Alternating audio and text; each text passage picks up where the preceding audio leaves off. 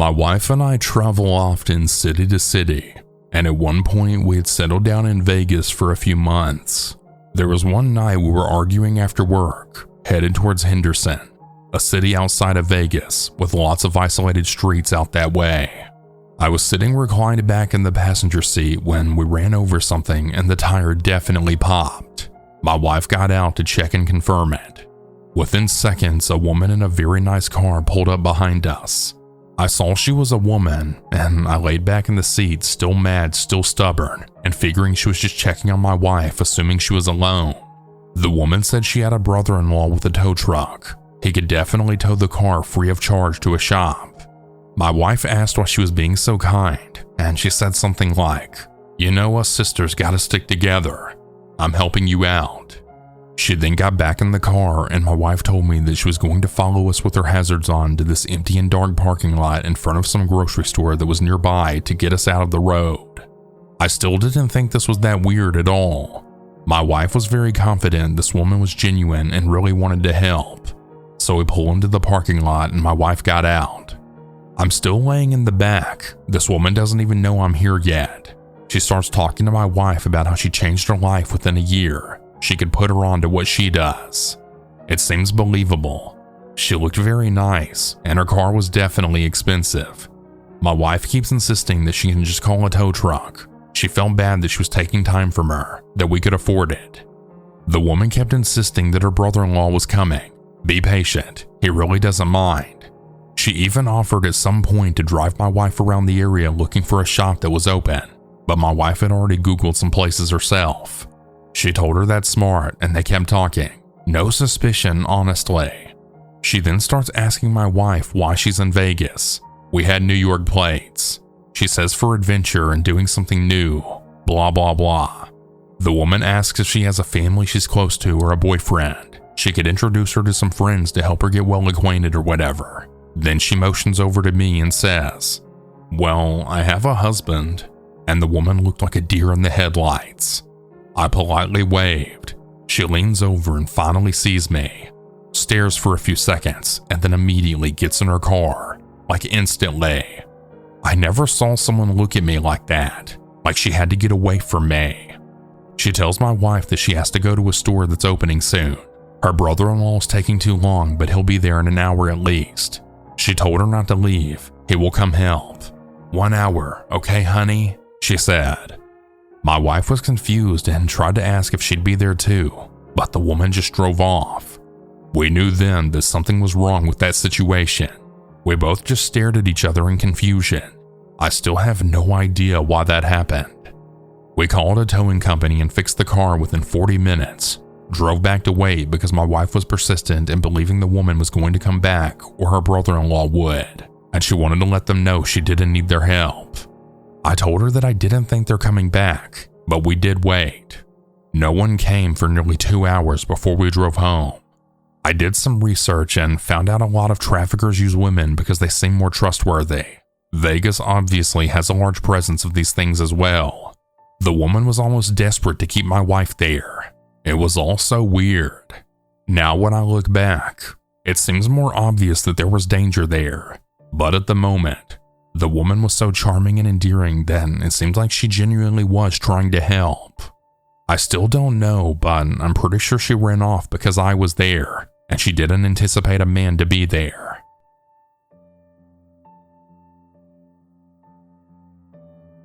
So I grew up in Vegas.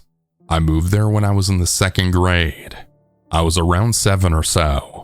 My mother was working at some sort of motorcycle repair shop in Arizona that just wasn't really paying the bills all too well. She jumped at the offer of a new job, of course. Fast forward about 5 years, I'm in middle school now. My brother and I were almost exactly 2 years apart. I was about to turn 12, so he was 10 at the time. My mother, being quite low on the seniority list, was forced to work late nights. That left me and my brother home alone after school more often than not.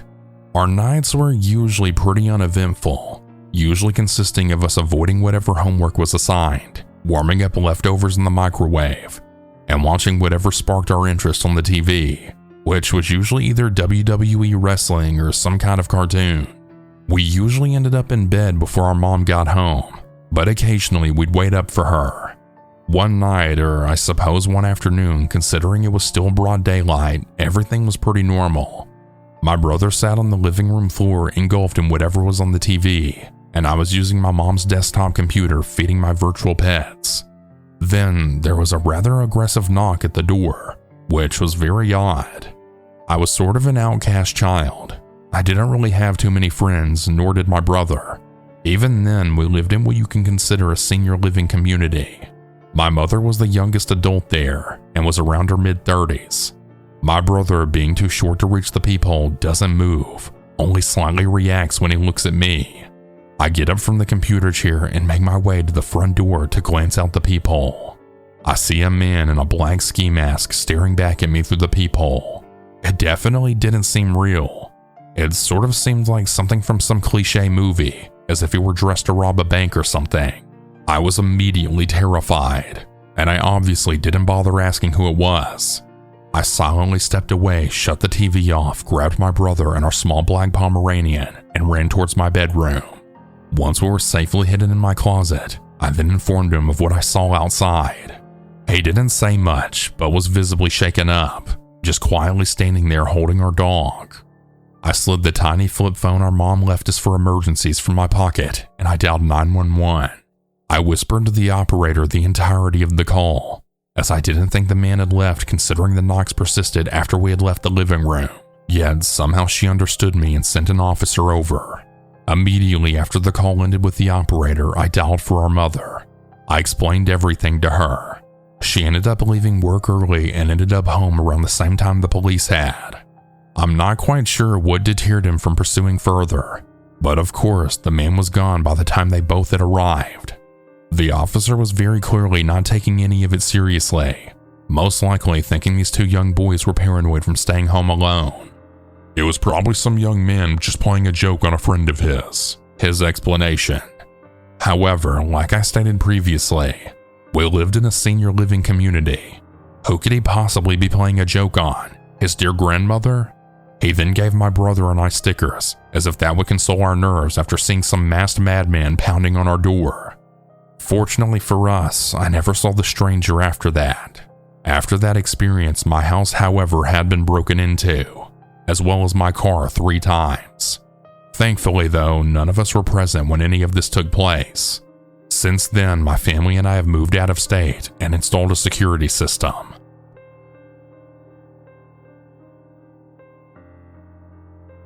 So this was a couple of months back. So we went on a family vacation to Las Vegas. I know, what a choice. One night we had decided to check out Fremont Street. I had my son with me who's 2.5, which at the time I regretted taking us to Fremont Street because it's like walking into the pits of hell. A lesson learned. It smelled like sulfur and someone was shouting things from the Bible. Well, we decided to leave right away, but my mom and sister needed to use the restroom. So that leaves me and my son and my stepdad while they go to the restroom. Well, I'm holding my son and we're watching some people perform. I think they were singing. Anyways, this man approached us. He looked homeless, dirty clothes, a rough beard, and he had a beer can in his hand. Now, this man was acting like he could barely walk, yet he didn't smell like alcohol, which was odd. He starts trying to talk to us, mostly to my son, which my son doesn't even talk. He tried asking his name and age. My stepdad sees this and he gets in between us. The homeless guy then looks him up and down and laughs and then just walks away. We brushed it off and we left. The next day, we're far from Fremont Street, walking on the strip by the Coca-Cola factory and shop, heading into the Rainforest Cafe. And that's when the same homeless man from before approached us again. He had different clothes on this time, but the same beer can, which again, he didn't smell like alcohol. It was almost like a prop he was using. Anyhow, he stared at me and stopped in front of us so we couldn't pass him. He then says to me in a frustrated tone, "Isn't he a little old for you to be holding?" I was in shock, and my mind just couldn't get the words out. I said something dumb like, "Aren't you a little old to be drinking?" My family just laughed, which I don't even know why I said that. He stared at me for a few more seconds before me and my family passed him. My family then realized that it was the same man. Another part to this is everywhere this man was, a woman was too. She was dressed normally though, looked young, like in her 20s, always smiling at us. I feel we ran into her a handful of times. She was always alone but looking at us. I feel like maybe these were human traffickers and they were possibly trying to target us. Or it's all coincidental. But Vegas is huge. Like, what are the odds that I'm running into these same people so often?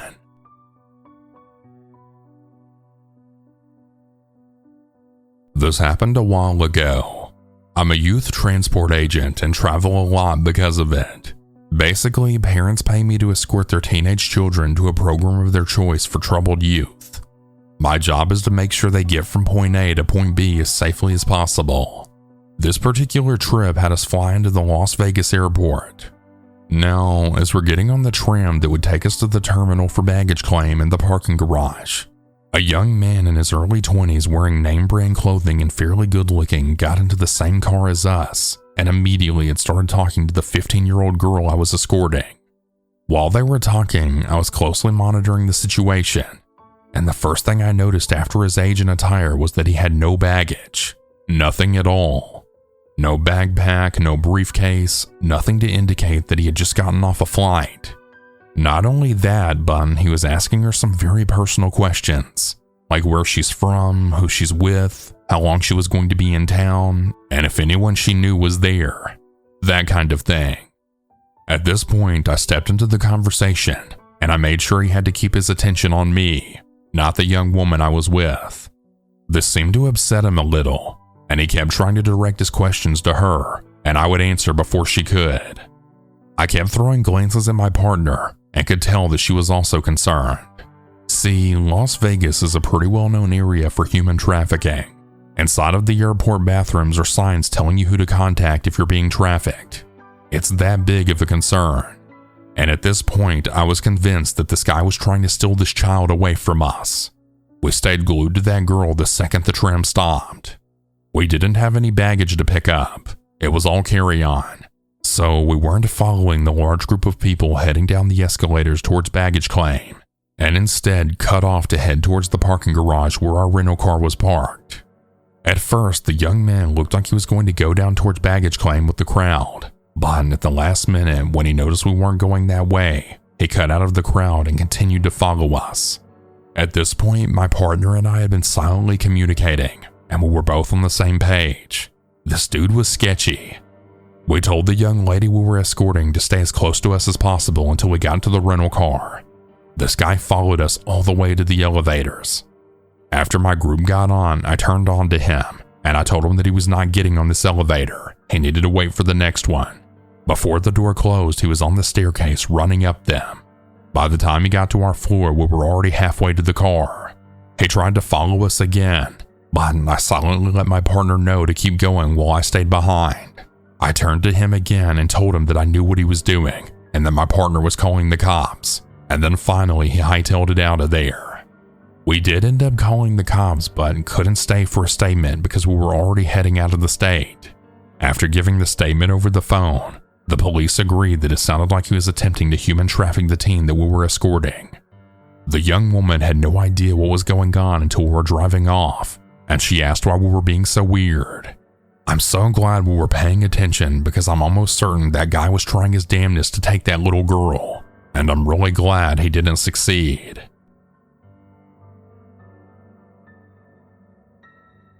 I am a male lead flight attendant flying international flights around the world. I cannot say the airline name for privacy reasons. I had a trip from the UK to Las Vegas, Nevada. On this flight, I had a new flight attendant who had just recently joined, so he was put in economy. For those who do not know, the lead flight attendant always sits by the front left door. As I mentioned, he was on economy, so he was seated in the middle section of the aircraft. So on the flight, I realized that he was constantly coming to the front and trying to talk to me all the time, which was fine for me until these visits became more frequent. He was very strange, as after a while, finishing with typical aviation chatting, he had started asking about where I'm from and if I'm single. This shook me as I've never had anyone asking me this on a flight before. I told him that is very unprofessional to ask your LFA, lead flight attendant. The look on his face was telling me all. He was a curse. He quickly turned around and rushed to the back of the aircraft. After landing, we were heading toward the allocated hotel to take a rest before the flight back to the UK. On the way, one of my attendants told me, "Hey Patrick, this new guy, he was very weird." I then replied, "Yes, I noticed." Then she told me, "He was asking all about you, whether you're single or taken, what your favorite things to do are, which routes you usually fly often." I knew that it was going to be a long day. Once we got to the hotel, I handed everyone their keys, and I noticed he had gone. I was furious, as I was absolutely tired and just wanted to sleep. I then received a text from an unknown number. "Hey Patrick, can I get my hotel key?" It was him. I told him that he meant to stay at reception while I collect and hand out the keys. He said that he's already upstairs, so he wants me to deliver the key to him. I knew where this was going, so I told him he needed to get downstairs, which he eventually did. Finally heading to my room, I noticed quiet footsteps behind me. I looked back, but I didn't see anything. In the middle of the night around 3 a.m., I noticed some cracking sound coming from the door. I immediately was shocked and scared, so I jumped up and looked out the peephole, and what I saw shocked me. It was him. That new guy was all naked standing in front of my door. I slammed my door open and then yelled at him, "What the hell do you think you're doing?" "I know, I'm sorry, but I really like you. You're really cute." "Get the hell out of here, you freak," I told him, then slammed the door shut. I was really pissed as I didn't want to spend another 9-hour flight with this total creep, but I knew that I had to. For the record, I'm not gay, and I have a relationship with a girl in the UK. Later that night, I received at least hundreds of messages from this guy saying that he's really sorry, he didn't mean to harass me, etc. I told him to get lost and that I'll be reporting him to HR once we land back in London. The flight back was uneventful, except that I couldn't sleep at the crew rest area, as it only has one door that separates it from the cabin. Inside there are just sleeping sections with no individual door, and I was really afraid of what he could do if he came in, as all the cabin crew members knew the code for that one door. Once we landed, I fled the airport immediately, and I reported the incident. I never had to see him again.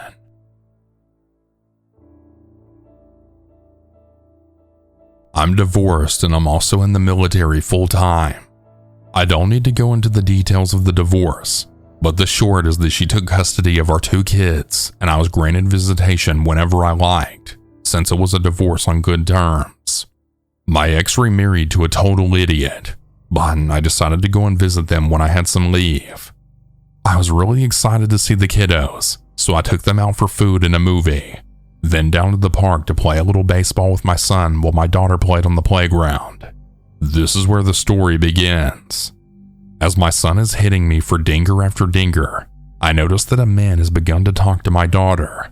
He's around my age, covered in tattoos, and definitely looks like a gang member. I begin all over there ready to pummel the guy for thinking he can just talk to a kid like this, and then I hear what he's asking. "Where's your dad?" And my daughter points directly at me and says, "He's right there." The guy walks right to me and asks where the money is, and that it's time to pay up. All this other crap. The extension is over.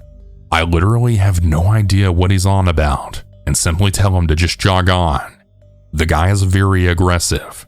I'm a fighter. I'm in the special forces. I have no doubt I'd have throttled this guy. He doesn't budge though. Keeps talking and making threats about money that I know nothing about. That's when he makes a threat about the kids that I swing into action, take him by the throat into the ground. I wasn't going to kill him, but chances are his own life flashed before his eyes, just like mine was about to, because that's when I heard the click and the words, "Get off of him now." I turned to look. A younger man is standing there with a pistol pointing at me. I reiterate that I know nothing about this money, and I let the guy go. I'm essentially told from there that I'll be sorry, and the 2 of them walk away. I call the cops straight away and head back to my ex's place with the kids. The cops are there to meet me, and I tell them everything that happened. I have a keen eye. I noticed that my ex's new husband is looking white as a ghost, and we all go on to find out that on a recent trip to Las Vegas, he had lost his entire life savings from gambling, and to hide it from my ex, had decided to borrow the money from some unsavory types in town, let's just say. This guy was a gambling addict, and my ex never knew. He had gotten himself into further debt and had been trying to dodge paying these guys the money back. The guys at the park believed that I was my wife's new husband, soon to be new ex-husband. There isn't much more to the story. I took the kids, and my ex was happy for me to do so because we were both worried for their safety. My ex ended up eventually leaving this guy as well, and his problems became solely his own. I don't know if he made good with those guys or not, and I don't really care. I just remember this as the day that I could have died. It wouldn't have taken much for the gunman to just pop me. I guess what saved me is the fact that me being dead meant that they would never get their money back. Firstly, I want to apologize that some of the parts of the story are a little fuzzy, because this happened about 5 years ago. I also want to say sorry that this is so long. I met Jamie in middle school, and the two of us headed off pretty much instantly. We both had similar interests, and I really liked her fiery attitude a lot. About a year after we met, she moved from the East Coast to Las Vegas, but we still stayed in touch, talking almost every day after school or during the summer. We were extremely close, and we shared almost everything with each other, including secrets that we shared with no one else. In short, we knew each other well. When we entered high school, our dating lives were no exception to this. We shared who we were crushing on and cheered for each other, and also consoled each other whenever we had a breakup. We even entertained the idea of dating one another because of how well we got along, but decided the long distance thing just wouldn't work. One day out of the blue, she mentioned Ryan. Jamie went to school with him. He was quiet, shy, calm, and very smart. She mentioned they were dating, and I was a bit confused. She had never spoken of him before.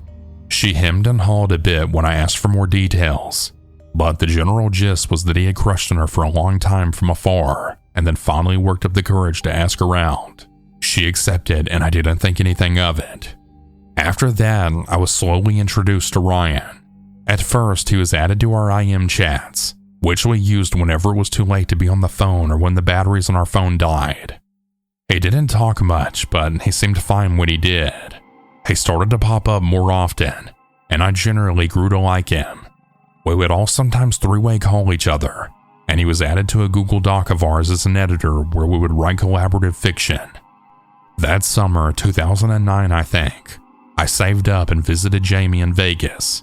It was an incredible trip, and I still remember it to this day. Pro tip: if you go to Vegas, make friends with someone who has a Nevada ID.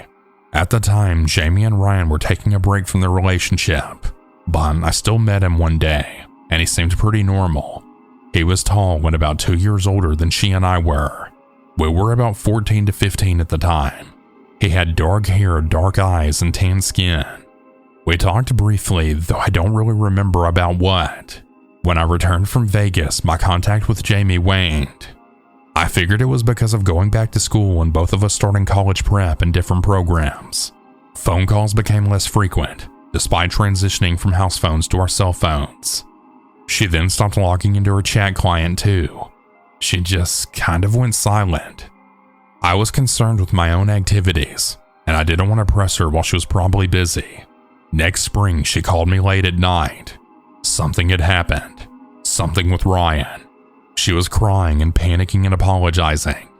I couldn't understand her, and it took almost an hour for her to calm down. Eventually, after she stopped sobbing, she laid out everything from the beginning. She had started dating Ryan, which was about a year prior at that point because he said so. He randomly approached her one day at school and said they were dating despite them never having spoken before.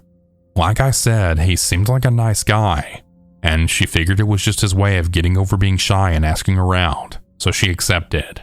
She also figured that he had a crush on her for a while because of how much he seemed to know about her, despite having different circles of friends and no contact. Slowly, he had started to become controlling, particularly when it came to her contact with other people. He demanded to go with her whenever she went out with friends, even if he hadn't been invited and didn't know the person who invited her. He butted in and became a part of every conversation that she ever had at school. He declared that they had to meet in the hallway between every class, even if it meant she had to run across the school to avoid being tardied. As Ryan became more involved in her life, he had started to focus on her interactions with me. He asked to be added to our chat sessions because he was afraid she was cheating on him with me. He knew that we were close and had thought about dating before. He wanted to know what we were writing together, so he had her add him into our Google Doc, despite him having no intention of contributing. And though she kept it a secret how much we talked on the phone, he requested to be added each time we did. Their break was really because she had told him that I was going to visit her. He asked her to tell me to stay home despite having planned the visit for months, and she refused.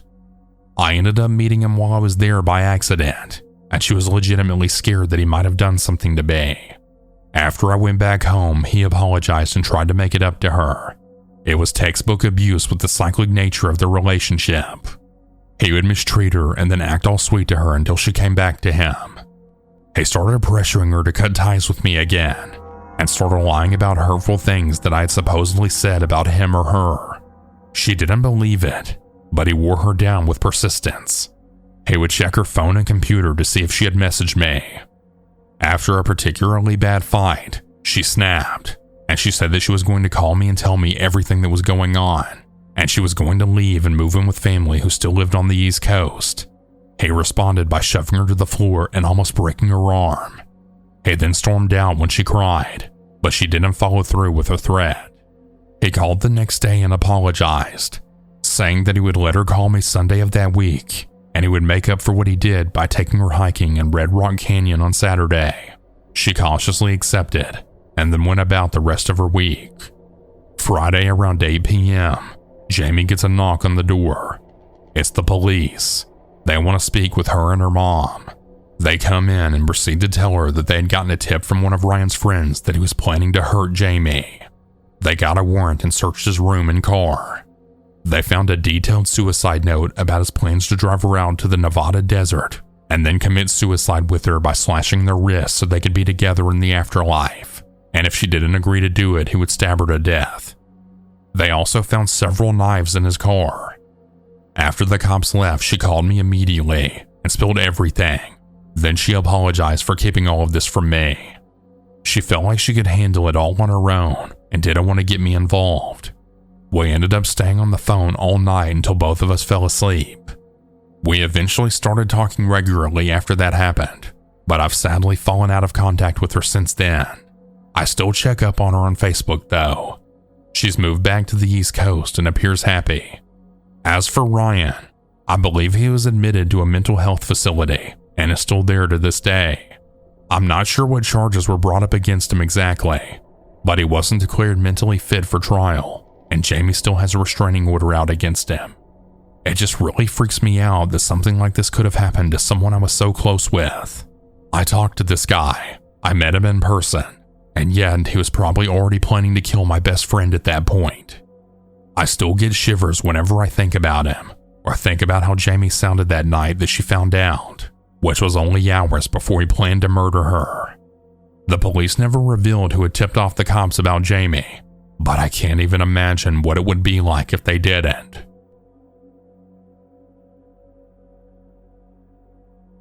This happened a few weeks ago, and I'm still a bit shaken up by it. My husband and I like to take long drives in the desert with our dog. We live outside Las Vegas, and we're very fortunate to live in a city with abundant beautiful areas to stargaze or use a telescope. My husband got us one for his birthday in October, so he was really excited to try it out. We drove our Kia up to a popular overlook, and then he took out the telescope. He showed me a bunch of constellations, and we even saw a shooting star. The doggo sat in the car and 2 windows rolled down. My dog is a pain straight up. She's an American cattle dog, and she saved my butt before from a home invasion. She's very protective of both me and her dad.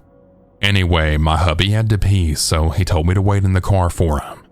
So I got in and locked the door. Meanwhile, I'm browsing Reddit, When I hear gravel moving, thinking it's my husband, I remark, "Wow, that was fast." Suddenly my dog goes berserk.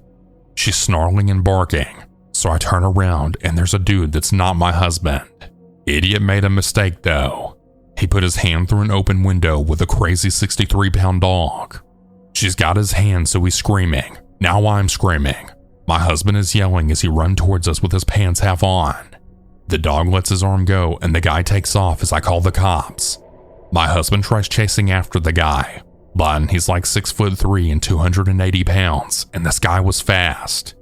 Anyway, the cops do show up, tell us they'll be on the lookout for him, but to maybe stay away from that area at night.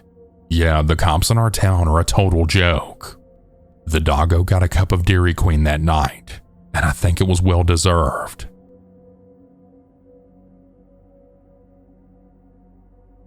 I was in my early 20s living in Las Vegas. I just started escorting. I also worked as a bartender at a gentleman's club, putting myself through college and taking care of my 2 baby girls. And sadly, I was working to feed my intense amphetamine habit. Anyway, I was called to go on a date, if you want to call it that. So I got dolled up and he wanted me to meet him at a bar way across the city. It was at least a good 25 miles, but no big deal. I remember that we hit it off. He was attractive, wealthy, kind and funny. Plus he smoked weed, so even better. After a bit, we decided to drive into Lake Mead towards Hoover Dam. So we are in his brand new Mercedes, and I asked to stop at a 7-Eleven. I go in to grab a water, and I walk out and he's gone. Gone with my purse with all my cash, IDs, makeup, and dope. I do have my debit card, but my direct deposit hadn't hit my account yet. I'm a hoe dressed like a hoe. Miniskirt, garters, thigh-high boots, boobs hanging out. So first a group of 16-year-olds start some crap with me. I get into it with them and start walking to a friend's house that's close by. It's like a 20-minute walk. Next, I'm walking down a busy highway when a group of guys in a truck pulled over. They were nice enough, so I walked closer, and then they grabbed me and tried to throw me in the truck. I fought. I saw myself in Unsolved Mysteries or Forensic Files. I somehow broke free and actually stabbed one with my stiletto heels. I'm now crying and running into a bar. As I turn this corner, a guy comes around and asks if I'm okay. Can he help me?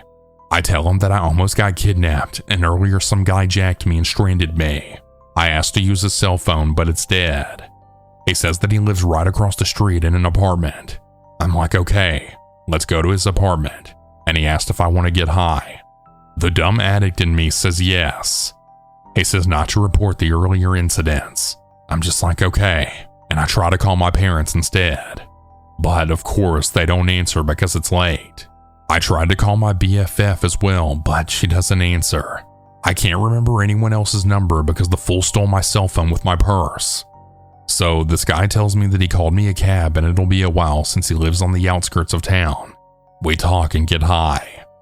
He knows I'm an escort, and he starts asking me really creepy questions. I'm getting uncomfortable. Then his dad comes into the living room.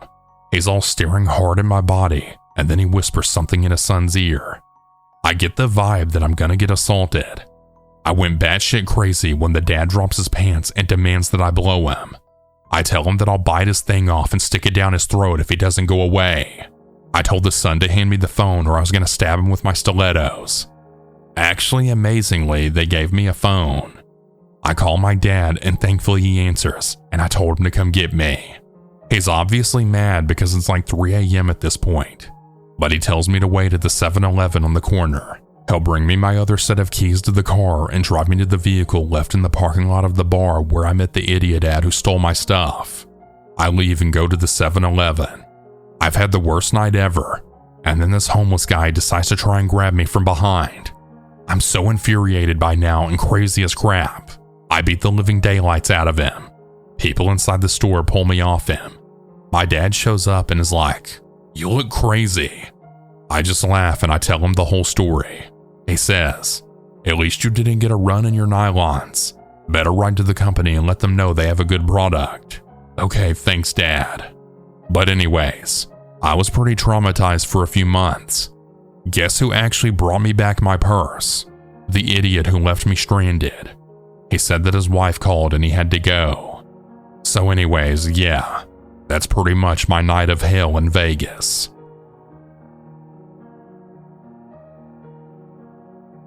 My name is Kevin. I'm a 23-year-old male and I live in Las Vegas. I moved here from a small town in Georgia because I wanted something different than what I grew up with. I didn't know what I was looking for exactly. Just something exciting, something new. I got a job at a car rental place near the Strip. It wasn't anything special, but it paid the bills. At first, life in Vegas felt kind of empty. Bright lights, loud music, and thousands of people. But I still felt alone. Most nights I just worked, went home, played video games, and slept. I didn't really know anyone outside of work. That all changed one night when a few guys from the shop invited me out. We ended up at a strip club. I wasn't even planning to go, honestly, but they kept pressuring me, and I kinda just figured, why not? Inside, everything was loud, colorful, and kind of surreal. That's where I met her. She called herself Crystal. Long blonde hair, sparkling green eyes, the kind of girl you see in the movies. She smiled at me like she already knew me. We talked for a while. I bought a couple of dances and she sat with me after. It didn't feel fake. At least, I didn't want it to. I started going back to see her more often. At first, it was just once a week, then twice. Soon, I was there every couple of nights, and then we started talking outside of the club. Her real name was Mia.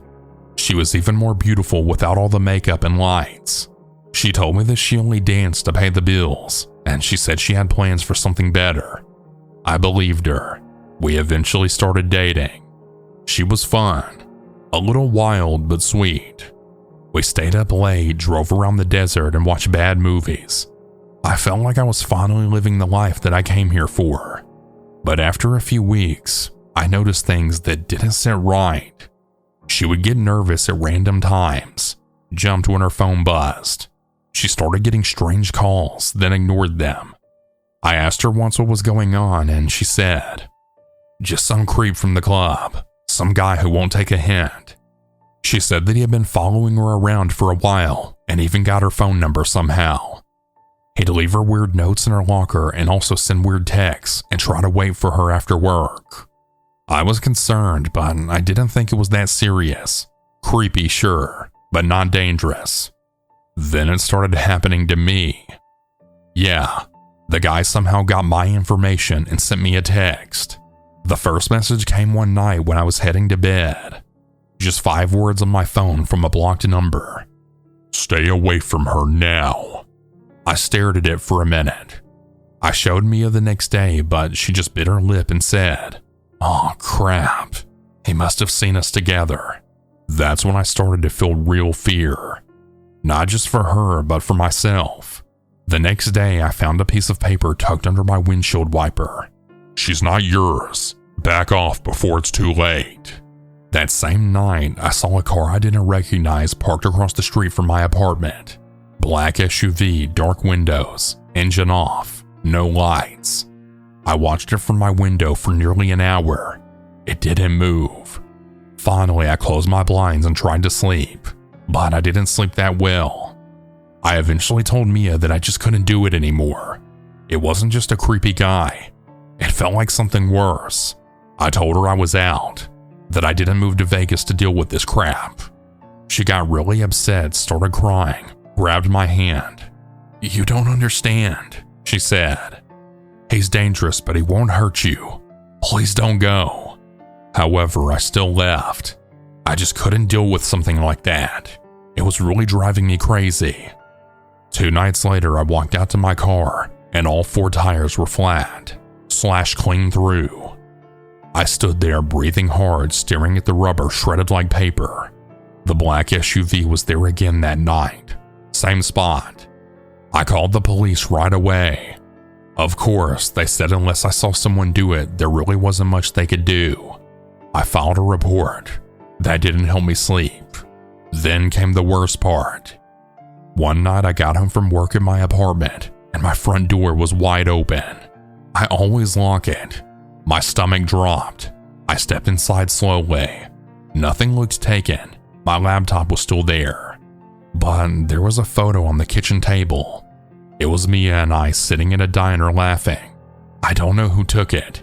I never even noticed anyone near us that day. There were no words on it. Not a note either. Just the picture. That was it for me. I packed a bag that night. I didn't even sleep. I left Vegas in the morning and drove straight back to Georgia and went and stayed with a family member. I didn't stop except for gas. I eventually moved in with my cousin while I tried to figure things out. I changed my number, deactivated every social media account, started all over. I haven't talked to Mia since. I don't even know if she's okay. I don't even know where she is now. Maybe she left too. Sometimes I think about going back, but then my heart races every time I even consider going back to Vegas. I still check the logs 3 times before bed. I still look over my shoulder in parking lots. I don't know who he was. I don't even know his name. But I know he meant it when he told me to stay away from her. So that's exactly what I did. I really hope that Mia is doing okay. And I really feel bad for whoever her next boyfriend is. Good luck, bro.